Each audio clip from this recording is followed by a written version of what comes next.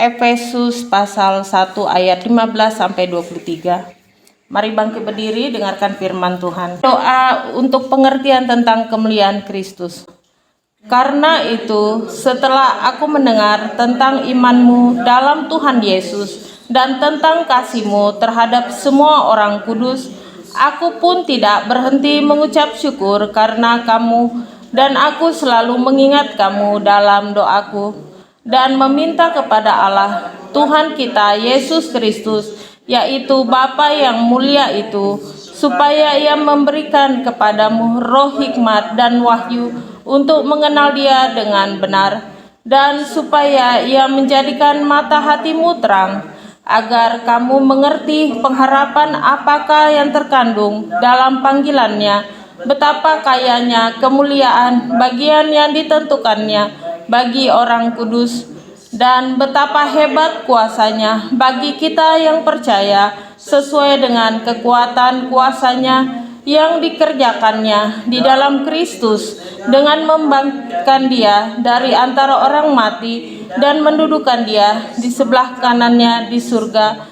jauh lebih tinggi daripada segala pemerintah dan penguasa dan kekuasaan dan kerajaan dan tiap-tiap masa yang disebut, bukan hanya di dunia ini saja, melainkan juga di dunia yang akan datang, dan segala sesuatu yang diletakkannya di bawah kaki Kristus, dan Dia telah diberikan padanya pada jemaat sebagai kepala dari segala yang ada. Jemaat yang adalah tubuhnya, yaitu kepenuhan Dia yang memenuhi semua dan segala sesuatu. Amin. Firman Tuhan menggambarkan tentang jemaat Tuhan yang sesungguhnya adalah tubuhnya sendiri, yaitu Kristus di dalam hidup kita. Biarlah kita menjadi seorang jemaat Tuhan yang memiliki iman dan takut akan Tuhan di dalam setiap kehidupan kita. Tentunya kita menjadi orang-orang yang kudus karena dikuduskan oleh darah yang kudus, yaitu darah Kristus Yesus. Firman Tuhan katakan yang memberikan hikmat dan wahyu. Mari kita semakin hari giat dalam mengenal Tuhan, semakin hari kita giat di dalam kasih, dan bagaimana kemuliaan Tuhan terpancar melalui kehidupan kita sehari-hari. Karena banyak mungkin orang yang ingin rindu untuk menjadi alat Tuhan, tetapi belum mengerti bahwa Tuhan akan masuk dengan kemuliaannya ketika kita menjadi bait-Nya yang kudus. Artinya sikap tingkah laku kita, perubahan hidup kita itu terpancar dan Kristus itu hidup di dalam hidup kita. Karena banyak sekali saya lihat orang yang merindukan untuk melayani Tuhan, tetapi belum menemui jalannya. Karena apa? Hidupnya masih aut-autan di dunia ini atau masih penuh dengan kelimpangan dosa. Oleh sebab itu hanya Kristuslah yang bisa menebus. Firman Tuhan katakan kuasanya yang begitu hebat di antara kita, dan Dia adalah Bapa sendiri, kemuliaan itu sendiri, dan kita hidup mengejar kekudusan itu sebagai umat pilihan Tuhan. Di pelayanan ini berkali-kali saya katakan, panji keselamatan adalah pelayanan tepi jurang yang menolong orang-orang yang sudah tidak ada pengharapan, yang sudah putus pengharapan. Oleh sebab itu, inilah yang Tuhan berikan kepada pelayanan ini, sehingga hari ini bisa berdiri di dalam kemuliaan Kristus. Ketika seseorang sudah tidak punya pengharapan, maka Yesus Kristuslah yang menjadi pengharapan yang utama. Amin. Ketika kita sudah tidak punya sumber lagi, maka Yesus Kristuslah menjadi sumber segala sesuatu yang melengkapi kehidupan kita sebagai jemaat Tuhan yang dipilih, sebagai orang-orang kudusnya Tuhan. Bukan hanya berkata saya KTP orang Kristen, tetapi bagaimana kehidupan sikap kita sehari-hari. Apakah sudah mencerminkan kekristenan itu sendiri? Atau sebaliknya, kita hanya berlandaskan KTP seorang Kristen. Karena menjadi pengikut Tuhan tidak semudah kita katakan saya mau ikut Tuhan Yesus. Makanya selalu ada pujian katakan, meskipun saya susah menderita dalam dunia, saya mau ikut Yesus sampai sampai selama-lamanya. Amin. Ini adalah satu ungkapan. Mengikut Tuhan itu tidak semudah kita mengatakan saya anak Tuhan. Kalau hidup kita di dunia sehari-hari belum mencerminkan itu, mari kita minta tuntunan Roh Kudus kembali. Merubah diri kita, mungkin saya tahu itu berat, tetapi Roh Kudus akan membimbing kita untuk jauh melihat pengharapan akan Kristus. Inilah pelayanan pinggir jurang, saudara. Pelayanan yang jemaat yang sudah jatuh dipulihkan kembali, diangkat oleh Tuhan. Seperti domba yang jatuh ke lumpur, Tuhan Yesus mengangkatnya dan kemudian dimandikan. Setelah itu dibersihkan, dikembalikan kepada kawanan yang lainnya. Disinilah kita belajar menjadi jemaat, yaitu tubuh Kristus sendiri. Mari kita minta tuntunan Roh Kudus agar hidup kita benar-benar hidup di dalam Tuhan. Karena sekali lagi, banyak orang Kristen belum bisa mencerminkan ini. Karena silau dengan harta dunia, silau dengan keagamaan, merasa diri kita paling benar. Kadang kita silau dengan keadaan kita, pangkat kita, jabatan kita, atau pekerjaan kita. Sehingga kita menunda-nunda dan mengatakan nanti dan nanti untuk datang kepada Dia. Padahal kita tidak pernah tahu sampai berapa lama Tuhan beri kita kesempatan untuk datang hari-hari ini. Oleh sebab itu saya percaya bahwa segala sesuatu diatur oleh Tuhan. Tuhan sudah mulai menunjukkan kepada kita kasih-Nya yang begitu besar. Dan kita menyadari hal itu. Mari kita kembali kepada Dia. Pengharapan kita hanya kepada Yesus Kristus. Kita sebagai jemaat dan kita kepenuhan akan Dia. Akan Juru Selamat Yesus Kristus, akan Roh Kudus itu. Memenuhi dari ujung kepala kita sampai ujung rambut kita. Betul-betul. Kita bergumul di dalam pelayanan ini untuk jiwa-jiwa. Tujuannya hanya satu, bukan membuat jemaat kaya, bukan membuat jemaat sukses, tapi membuat jemaat masuk surga. Amin. Sampai tidak di situ keinginan kita, atau kita hanya mau sukses di dunia ini saja, tetapi tidak mau menuju ke surga. Untuk masuk menuju ke surga, tantangannya berat sekali. Kita harus meninggalkan duniawi. Kita harus belajar hidup dibimbing oleh Roh Kudus. Tidak boleh sesuka hati kita sendiri. Tanya Tuhan, belajar berdoa, tanya Tuhan. Saya pribadi mengalami pergumulan hari-hari ini. Saya belajar tanya Tuhan dan tanya Tuhan sampai Tuhan menjawab pergumulan saya. Begitu banyak pergumulan saya, berat sekali saudara. Pelayanan pinggir jurang banyak yang dibantu, banyak tolong. Banyak orang tidak tahu berterima kasih. Itu hal paling berat kedagingan saya yang harus saya tanggalkan. Siapakah saya di hadapan Tuhan? Belajar untuk tetap mengasihi, belajar untuk tidak pahit hati, belajar untuk tidak putus asa, tidak kecewa ketika kita melihat ternyata tidak sesuai ekspektasi kita. Kadang kita mengerjakan sesuatu pekerjaan, kita sudah berharap akan mendapatkan more than it, lebih dari itu. Tetapi kenyataannya bisa lebih buruk. Kadang kita berharap kita menolong orang ini ada sesuatu imbalan yang dia bisa berikan pada kita. Tetapi kenyataannya dia tidak ingat dengan kita. Dan saya siap dengan hal itu karena saya sudah dilatih Tuhan, ditunjuk Tuhan untuk kuat dengan iman pada Kristus. Makanya sekarang saya katakan kemana Tuhan mau bawa saya siap. Saya tidak mau mundur, tetap siap, maju terus. Kerjakan keselamatanmu, karena saya tidak tahu berapa lama kita hidup, tetapi minimal kita sudah mengerjakan satu dari firman Tuhan, yaitu hidup di dalam kasih Allah. Sebagai jemaat yang dikasihi oleh Tuhan, mari kita terus hidup takut akan Tuhan, minta tuntunan Tuhan, belajar tanya Tuhan sebelum memutuskan sesuatu. Minta tanda dan minta tanda terus sampai kita digenapi apa yang Tuhan janjikan bagi kita. Bahwa apa, sebagai orang percaya, kita hidup dalam tuntunan hidup yang dalam kekudusan. Tidak mudah untuk mengatakan saya mau hidup benar. Tentunya tidak boleh merokok, tidak boleh minum minuman keras, tidak boleh mabuk-mabukan. Kita harus tahu pesta yang sewajarnya, tidak pesta pora yang menghabiskan uang buat kita berhutang. Karena dunia ini sementara, saudara, sempit sekali. Makanya saya katakan, doakan, kita kerja, doakan atasanmu, doakan teman-teman karyawanmu, doakan mereka, agar mereka suatu hari terima keselamatan.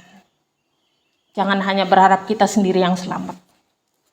Tetangga kanan kiri kita, lingkungan kita, kita doakan. Setiap hari selalu dibawa doa. Lingkungan swadaya ini dibawa doa. Semua saya bilang Tuhan bawa doa. Saya selalu doakan dalam nama Tuhan Yesus.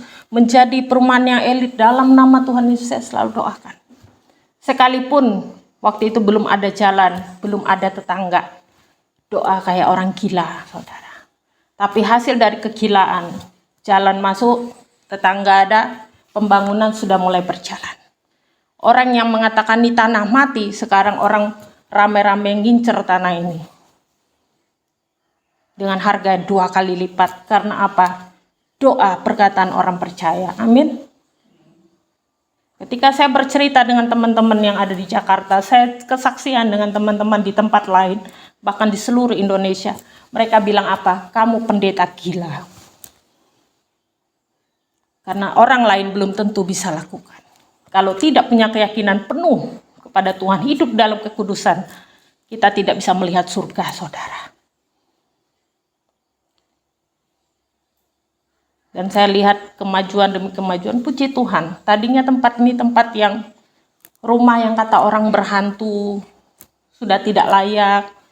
Orang bilang begini begitu, bahkan dulu pernah ditolak oleh salah satu gereja besar di Jakarta. Tempat ini tidak layak jadi tempat ibadah, tetapi Tuhan punya cara untuk merombak segala sesuatu.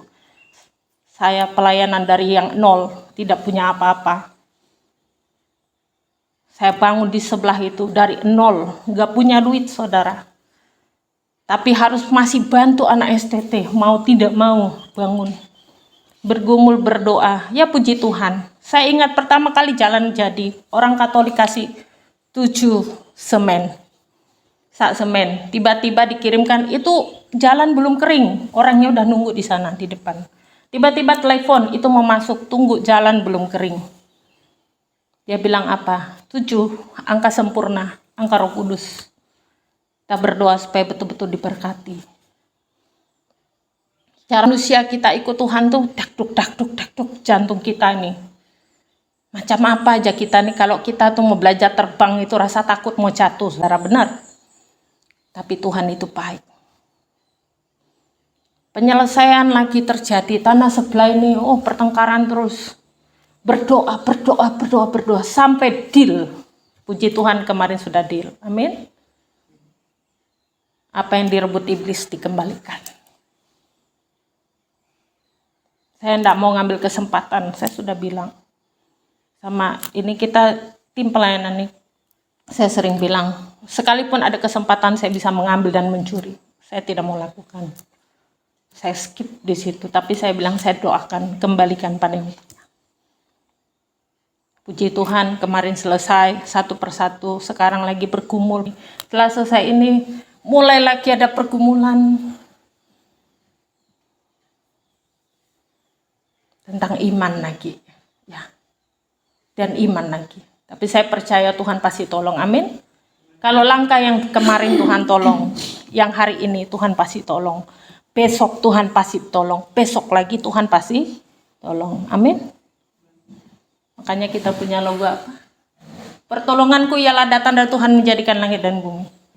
Karena itu yang terjadi di tempat ini, saudara.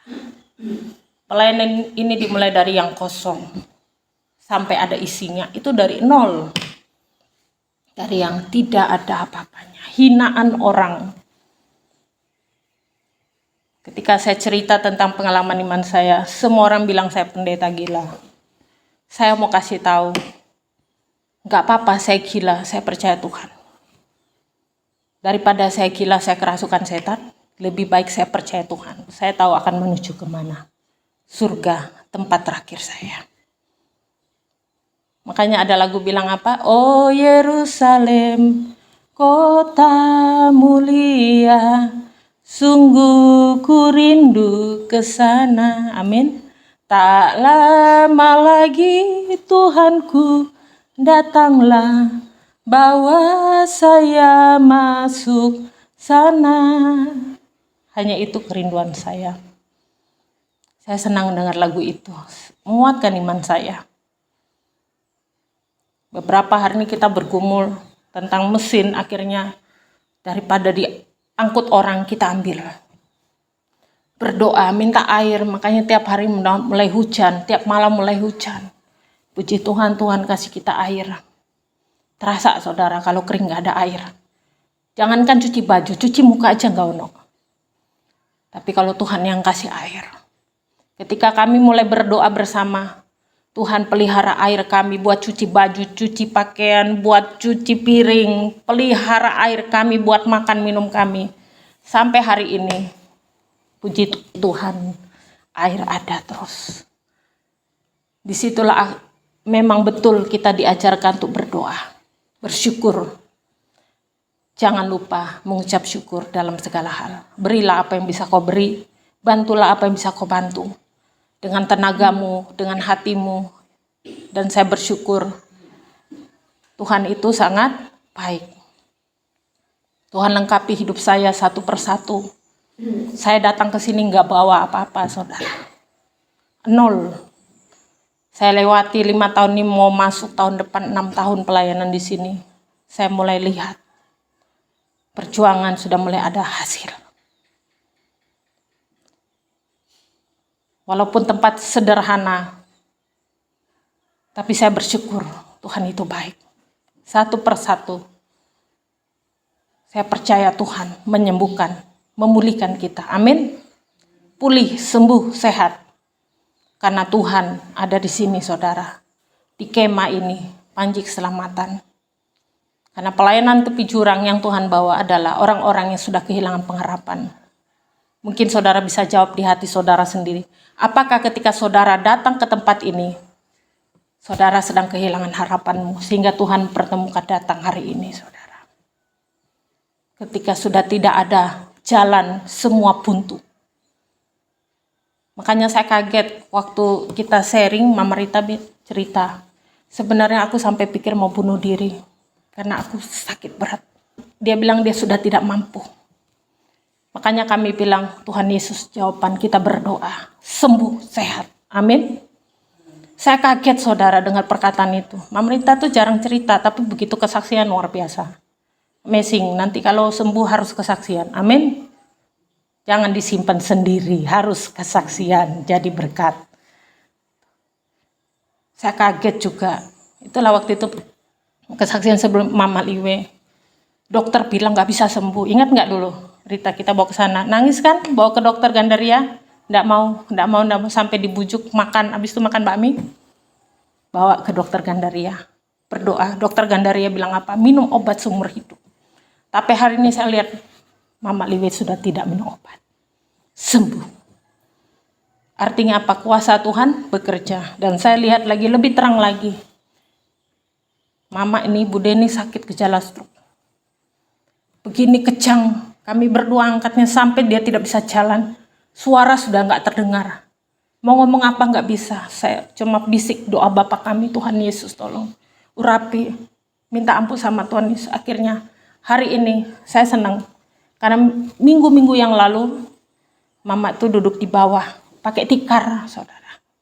Persis kayak cerita waktu orang sakit zaman Tuhan Yesus tuh, duduk tikar di bawah, kayak anak sekolah minggu. Sekarang duduk di bangku, saudara lihat sendiri. Amin. Gimana Mak, nggak sakit lagi Mak? Sembuh? Sudah sehat? Bahkan bisa kejar pencuri langsung 3 langkah nyampe ke bawah. Bang Kapo aja gini-gini dia jalan, saking takut kepleset. Langsung silat keluar. Saya lihat betul udah sembuh. Pada waktu lihat kejangnya, Cik Aki udah bilang, nanti maaf kata nanti kalau meninggal gimana? Udah nggak usah ngurus itu dulu. Kita ngurus ini depan mata. Mikirnya jauh. Tuhan belum panggil kok udah ngomong gitu. Ingat lagi Mama Rita bilang apa? Nanti Len, kalau kita ini kan baju baru. Iya, oke. Orangnya masih hidup kok udah mikir yang gagah. Kita urus ini dulu. Pokoknya ini selamatin dulu jiwanya. Panggil nama Tuhan Yesus, ajak berdoa, nangis sampai nangis minta ampun sama Tuhan Yesus. Akhirnya sekarang sembuh. Saya kaget hari ini bisa duduk di sini loh. Ini kalau enggak Tuhan, ini luar biasa. Ya minum obat, tapi obat hanya perantara. Amin. Selalu berdoa untuk kesembuhan. Saya lihat mujizat terjadi, tapi ya begitu, kita harus berkorban. Kita harus merendah, karena saya ingat firman Tuhan bilang apa? Kalau siapa yang mau jadi paling terutama di antara kamu, paling besar di antara kamu, dia harus jadi yang terkecil. Di antara kamu, dia harus melayani di antara kamu dengan sungguh-sungguh. Wah, itu hebat tuh. Luar biasa, saya bilang. Hari ini bisa duduk di kursi begini, tidak rasa sakit lagi, tidak nangis lagi. Waduh, saya senang. Dan puji Tuhan bisa ngurut lagi. Balik ngurut lagi. Yang tadinya tidak bisa apa-apa. Betapa hebat Tuhan kita, amin. Apa alasan kita nggak memuji Dia? Dia begitu hebat dalam hidup saudara dan saya. Saat tidak punya siapa-siapa, Tuhan menjadi keluarga. Tuhan menjadi Bapa kita. Kadang rasa pergumulan hidup berat sekali. Sampai doa pagi, doa subuh hanya menangis. Tapi Tuhan itu segalanya. Saya percaya jemaat ini di dalam berkat Tuhan. Pasti Tuhan jamin. Amin. Jadi kalau ada apa-apa tidak usah panik. Sebelum berobat, doa dulu. Supaya dapat obat yang pas, supaya dapat kesembuhan, gini-gini. Jujur, ini Mama Rita perutnya begini, banyak yang tidak percaya sampai datang ke sini. Dicolek-colek lagi perutnya. Saya bilang, itu bukan agar-agar. No jelly. Saking tidak percaya. Tapi lihat kesembuhan, saya cuma bilang, kasih tahu Tuhan yang sembuhkan. Obat hanya perantara. Amin. Karena banyak orang minum obat tidak sembuh-sembuh. Banyak. Tapi ketika pergumulan itu saya rasakan hebat sekali. Satu demi satu, Tuhan selesaikan. Doa untuk sebelah Tuhan selesaikan. Untuk air kita Tuhan selesaikan. Waktu doa lagi sekarang nih pergumulan untuk Mama secara pribadi, untuk Buden, Tuhan selesaikan. Percaya Tuhan pasti tolong. Jangan takut melangkah, Tuhan bersama dengan kita. Amin. Jangan nanti, aku takut mundur lagi aja. Ya kalau mundur lagi ngulang lagi Mak nanti Mak. Sakitnya lebih parah lagi Mak, jangan Mak. Kasihan diri kita sendiri. Percaya Tuhan tuh sangat baik. Senang saya. Happy. Padahal saya pikir tuh waktu Liwe udah ke Jakarta udah seneng aku nih. Taunya ada lagi sih datang. Emang lah aku bilang. Tuhan. Kalau bukan Tuhan yang suruh datang kemari, Tuhan, aku tak mampu. Tapi karena Tuhan bilang di sini, percaya, berdoa tiap hari, minta sembuh, Tuhan pasti kasih sembuh. Amin. Tidak ada yang mustahil bagi Tuhan. Tidak ada yang mustahil bagi orang percaya. Firman Tuhan digambarkan. Kenapa bisa terjadi? Karena saya belajar hidup benar di hadapan Tuhan, hidup kudus di hadapan Tuhan. Berani mengatakan iya dan tidak. Jangan karena ikut-ikutan teman jadi ikutan. Jangan, no. Bahaya. Kalau kita ikut-ikutan teman berbuat yang jahat, berbuat dosa. Dikit-dikit minum. Jangan, no. Yang akan dirusak oleh iblis itu apa? Keluarga kita, keuangan kita. Habis di situ. Sekarang belajar untuk katakan sama Tuhan, aku mau belajar hidup dituntun oleh Roh Kudus. Hanya itu yang menuntun kita. Tidak ada yang lain. Ya, saya percaya semua akan ada hasilnya. Dulu orang bilang saya gila. Memang saya udah gila. Bangun pelayanan di sini. Banyak saya pelayanan di sini tuh di kebun-kebun, nggak ada orang, saudara. Dulu ngurapin dari sini sampai ke depan tuh bawa bendera saya. bawa bendera pelayanan sampai ujung, balik lagi pakai garam, diurapin, didoain. Kata orang tanah ini tanah mati, kata orang tanah ini tanah terkutuk. Dalam nama Tuhan Yesus, bangkit kamu yang terkutuk, lepas kamu dari kutuk. Saya bilang, tanah ini tanah berkat, tanah ini tanah elit, tanah ini tanah mahal. Saya bilang, ternyata benar, Tuhan baik. Begitu jalan masuk, aku lihat mereka jual tanah, aku dengar 2 kali lipat laku. Sekarang setiap orang ini nanya, masih ada tanah dijual nggak Bu? Gak ada, udah laku. Aku nih ya di situ kayak sales saja, ditanya orang terus. Tapi saya berdoa orang itu suatu hari masuk sini. Saya selalu berdoa, orang yang suka mencuri suatu hari masuk gereja ini, bertobat kamu. Saya selalu berdoa, orang yang ngomongin gereja ini yang jelek-jelek, dibantai sama Tuhan. Hari ini dibantai Tuhan. Habis kamu bertobat kembali pada Tuhan. Itu saja.